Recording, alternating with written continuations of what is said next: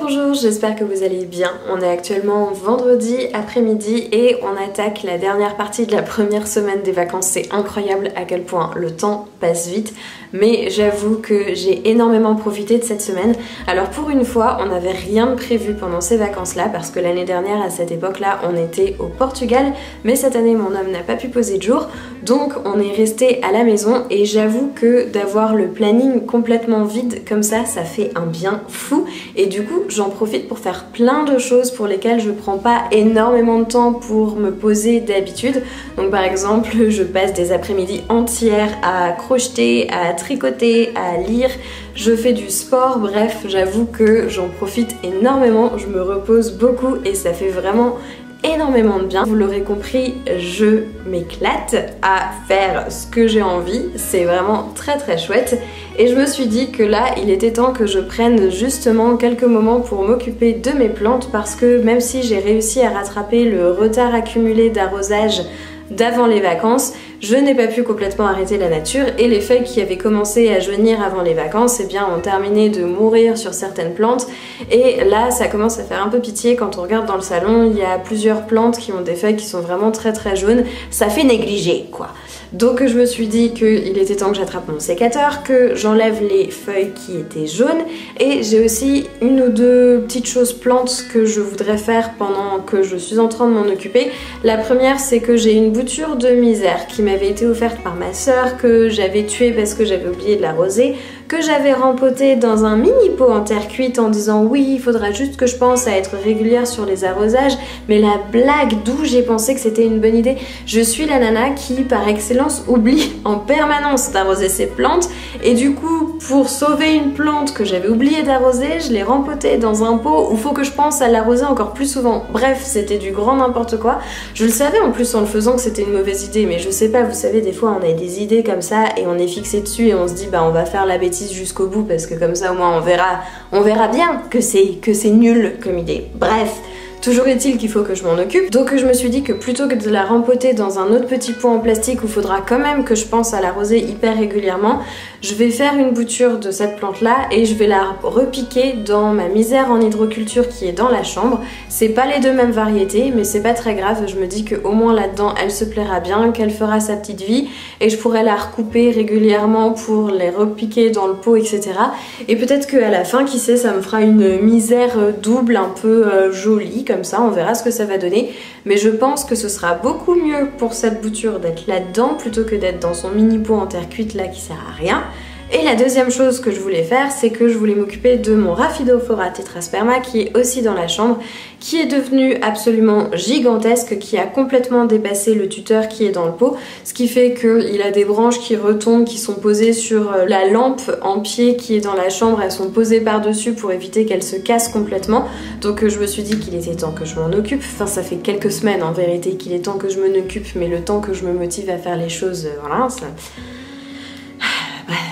Voilà, on y est encore. Donc, il faut que je coupe les tiges qui sont trop longues, que je les fasse raciner et je pense que je rempoterai le tout dans le pommaire quand elles auront fait des racines pour que ça fasse une plante qui est plus fournie et qu'elle évite de monter comme ça jusqu'à je sais pas où. Et l'idéal ce serait qu'en fait on puisse carrément la faire courir le long du mur, peut-être que j'installe, j'en sais rien, un petit treillis le long du mur pour pouvoir faire courir la plante dessus. Je pense que ça pourrait être très joli, alors ce sera pas dans cet appartement là, mais une idée pour un futur emplacement peut-être de faire ça, je pense que ça pourrait être sympa.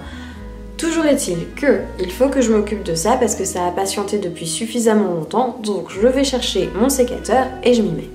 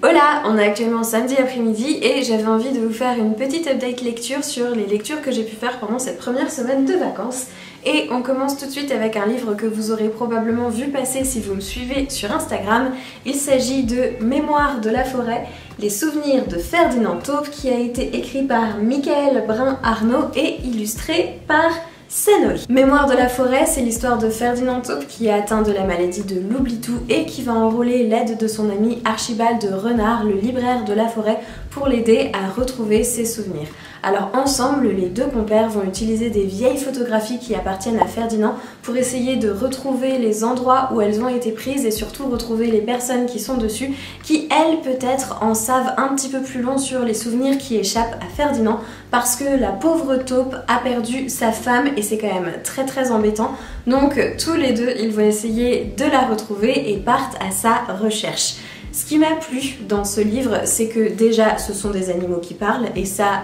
c'est forcément un plus. Ensuite, il y a des librairies et des salles de concert dans des arbres et pour l'imagination, c'est juste top. Les illustrations sont génialissimes. C'est un livre jeunesse donc il se lit extrêmement vite. C'est tendre, il y a de l'amitié, il y a beaucoup d'histoires, d'aventures qui sont relatées un petit peu en fond et il y a une belle leçon de vie et aussi une introduction tout en douceur à la maladie d'Alzheimer pour les plus jeunes, ce qui je trouve est assez peu commun finalement dans les livres et qui aide à mieux appréhender cette maladie, surtout pour des enfants ou même des adolescents qui peuvent avoir parmi eux des grands-parents qui sont atteints de cette maladie et qui comprennent pas très bien comment ça fonctionne. Je trouve qu'avec ce livre, eh bien ça permet déjà d'avoir une première approche de la maladie, de savoir un petit peu de quoi il retourne et même si la fin est légèrement prévisible, il y a quand même un petit twist, ce qui fait que j'ai apprécié ma lecture jusqu'au bout et dans l'ensemble j'ai passé un très bon moment avec tous ces animaux et bien évidemment comme j'ai apprécié ma lecture, eh bien je me suis procuré le tome 2 pas plus tard que ce matin qui est Mémoire de la forêt encore mais cette fois-ci les carnets de Cornelius Renard. Alors ce tome 2 je n'ai pas commencé à le lire mais c'est sur ma pile à lire, ce sera le prochain livre je pense que je prendrai une fois que j'aurai terminé celui que je suis en train de lire actuellement. Cette semaine j'ai aussi terminé un second livre qui est Blackwater, le tome 3 qui s'appelle La Maison. Je suis allée à Paris mercredi et pendant les trajets en transport j'ai fait pas mal de Transilien, de métro etc. J'ai eu beaucoup de temps devant moi et donc j'ai réussi à lire ce livre en entier qui se lit donc extrêmement rapidement. Et je vous avais déjà parlé de Blackwater, donc pour petit rappel, Blackwater c'est la saga en fait de la famille Casquet qui est une famille qui habite à Perdido, une petite ville de l'Alabama il me semble, et en gros c'est une famille qui est relativement riche, qui contrôle un petit peu la ville. Et un jour la ville va être inondée parce que la Perdido va sortir de son lit et suite à cette inondation il y a une jeune femme un petit peu étrange qui s'appelle Elinor qui va rentrer dans la famille et de là va découler toute une série d'événements plus bizarres les uns que les autres et je vous avais dit que j'avais lu les 2 premiers tomes et que j'étais pas sûre de savoir si j'aimais ou pas. Alors une chose est certaine, c'est que quand vous êtes dedans vous avez absolument envie de savoir ce qui se passe donc on ne peut pas s'empêcher de tourner les pages et de continuer sa lecture. Mais je trouvais que les personnages n'étaient pas forcément hyper attachants.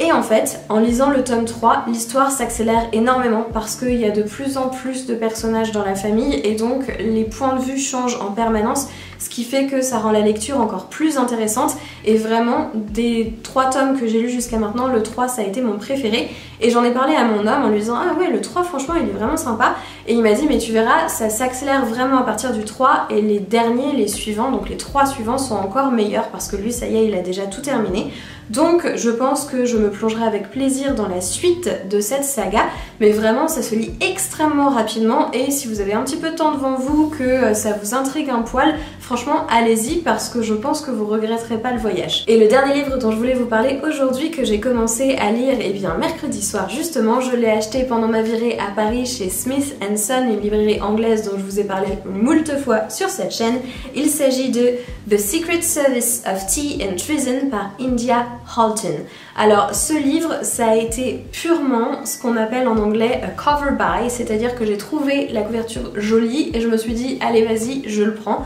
parce que quand je suis allée dans la librairie j'avais une pile de 5 ou 6 livres, enfin une liste de 5 ou 6 livres que j'avais envie de me procurer et quand j'ai demandé à la vendeuse pour savoir s'il les avait, elle m'a dit qu'il n'en avait aucun, donc j'étais un poil déçue mais j'avais vraiment envie de repartir avec une nouvelle lecture donc je me suis un petit peu baladée dans la librairie, j'ai vu celui-là sur un étalage, j'ai lu vite fait le résumé, je me suis dit ouais vas-y ça peut te plaire donc je suis repartie avec et j'ai lu jusque là un petit quart mais ça ne me plaît pas autant, ouais un petit quart c'est ça, mais ça ne me plaît pas autant que ce que j'aurais cru. Alors dans ce livre on suit les aventures de 2 agents secrets Alice et Daniel qui travaillent pour une organisation en Grande-Bretagne ultra top secrète qui s'occupe de faire infiltrer des agents dans plusieurs sphères de la société pour essayer de déjouer des complots divers et variés. Et en l'occurrence, les deux agents qui vont travailler ensemble sur cette mission sont les deux meilleurs agents de l'agence et ils vont devoir jouer un couple marié alors qu'ils ne se sont jamais rencontrés. Donc il y a un petit peu d'enquête, il y a un petit peu de romance et il y avait aussi une histoire de pirates et de sorcières, donc je me suis dit que le tout mixé ensemble pouvait être sympa. Et en fait, par rapport aux deux livres précédents que j'ai lus qui se lisent vraiment hyper facilement, je trouve que la manière dont c'est écrit, c'est un petit peu empoulé. Alors je pense que c'est fait exprès parce que ça se passe en Grande-Bretagne et que ça reprend un petit peu les clichés des Britanniques. Mais j'avoue que j'ai un petit peu plus de mal à rentrer dans ce livre et pour le moment là j'ai lu donc un quart et ils viennent tout juste de faire la connaissance des personnages pour lesquels ils sont censés travailler pour leur infiltration. Donc ça met un petit peu de temps à démarrer, je vais voir comment ça va continuer, je pense que je vais le finir parce que c'est pas non plus horrible à lire, mais j'avoue que pour le moment je suis pas hyper emballée par cette lecture, et en plus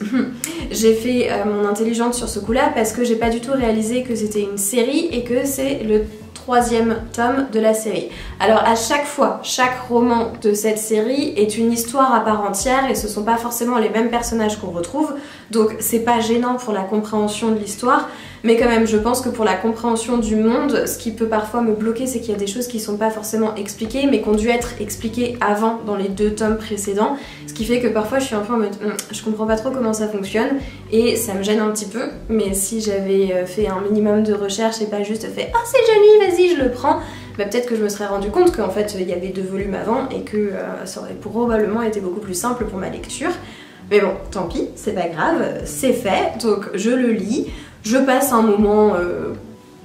voilà, j'allais dire agréable. Oui, ça reste agréable, mais c'est pas la lecture du siècle, clairement. J'ai aussi envie d'en profiter maintenant que je suis installée pour vous montrer une petite mignonnerie que j'ai créée de mes petites mains et dont je suis extrêmement fière, puisque il y a quelques semaines, j'ai acheté au salon L'Aiguille en Fête un kit à crochet de chez Anabé Design pour créer une petite tortue en crochet et je l'ai terminée. Elle est ici et elle est tellement mignonne, je suis absolument ravie de cette petite tortue. Les explications étaient ultra claires parce qu'en fait il y avait des vidéos qui faisaient un pas à pas pour montrer toutes les étapes de la création de la tortue. Donc en plus du patron, j'ai pu suivre les vidéos. Pour moi qui n'avais jamais fait de crochet, bah franchement c'était vraiment super. C'était facile à suivre, c'était facile à faire. J'ai trouvé que c'était relativement accessible en fait et je me dis que pour quelqu'un qui n'a jamais fait de crochet, c'est hyper satisfaisant de voir que en quelques heures de travail, et ben on peut créer un petit animal comme ça avec en plus un petit anneau en silicone puisque c'est une tortue de dentition donc qui sera un cadeau de naissance parce qu'on a plusieurs naissances qui sont programmées dans notre entourage.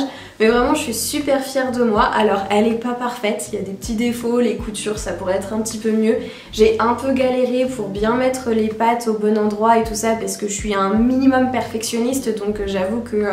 dès qu'il y a quelque chose qui me plaît pas, j'ai tendance à défaire et à refaire. Mais malgré tout ça, j'ai réussi à m'en sortir en vraiment quelques heures. J'ai dû faire ça en 2 après-midi et j'y ai pas passé tous les après-midi à chaque fois. Donc vraiment je suis très contente et j'ai déjà commencé à en faire une deuxième. Donc j'ai acheté une autre couleur pour la carapace, j'ai déjà créé la carapace et j'ai commencé à faire les petites nageoires et là je suis à la tête mais je ne peux pas la terminer parce que je n'ai plus de fil pour faire la tête, pour finir la tête, donc il faudra que j'en rachète. Mais vraiment super facile à faire, j'étais très contente. Donc si le crochet c'est quelque chose qui peut vous plaire, alors moi j'ai développé une passion pour le crochet, là ça y est je suis addict, j'ai envie d'en faire plein, j'ai envie de créer plein de petits animaux comme ça. Mais si jamais vous de votre côté ça peut vous tenter mais que vous n'osez pas vous lancer parce que vous avez peur de pas être suffisamment guidé etc, bah franchement cette petite tortue de dentition elle est super facile à réaliser et surtout les vidéos là pour le pas à pas c'est génialissime. Donc n'hésitez pas à aller voir, je vous mettrai le lien du site dans la barre d'infos parce que vraiment pour un premier projet je trouve que c'est très bien et je suis encore une fois ultra fière de moi. Sur le thème des loisirs créatifs, je sais pas si vous avez remarqué, mais j'ai tendance à commencer plein de choses, à arriver quasiment à la fin et à ne pas les terminer. Donc pour la tortue par exemple, typiquement j'avais fait toutes les pièces et il me restait plus que l'assemblage et je me suis vraiment motivée en me disant non, tu fais ça maintenant directement parce que sinon ça va traîner pendant des semaines. Et donc j'ai réussi à la terminer assez rapidement, ce qui fait que je suis d'autant plus fière de moi parce que cette fameuse maladie, c'est pas une maladie mais voilà, vous avez compris l'idée, je commence un truc, j'arrive à la presque fin et je ne termine pas, bah c'est exactement ce qui est en train de se passer avec ceci, c'est-à-dire qu'il me reste un rang pour le finir, mais vraiment, hein, littéralement, il faut que je termine mon tricot en faisant le rabattage des mailles et ce n'est toujours pas fait, ça fait 15 jours maintenant que ça traîne et donc je vais vous en parler maintenant pour dire que c'est ma mission là de quand j'arrête la caméra de finir ce tricot. Surtout que l'une d'entre vous m'a très gentiment envoyé le lien d'une vidéo pour que je puisse faire un rabattage de mailles élastique que j'ai regardé, j'ai à peu près compris comment ça fonctionnait. Il s'agit de Laurie's Twisty Bind Off, je crois. Et donc il faut juste que je fasse ça pour terminer ce tour de cou et de le dire, ça va me forcer à le faire. Donc c'est ma mission. Là, une fois que la caméra sera coupée, j'attrape mon ordinateur, je mets le tuto en fond et je fais mon rabattage des mailles. Je pense d'ailleurs que Facecam c'est la dernière chose que je vais filmer, donc je vais en profiter pour vous remercier d'avoir regardé cette vidéo. J'espère qu'elle vous aura plu. Comme toujours de mon côté, j'ai adoré passer ce moment avec vous et je vous dis à la prochaine.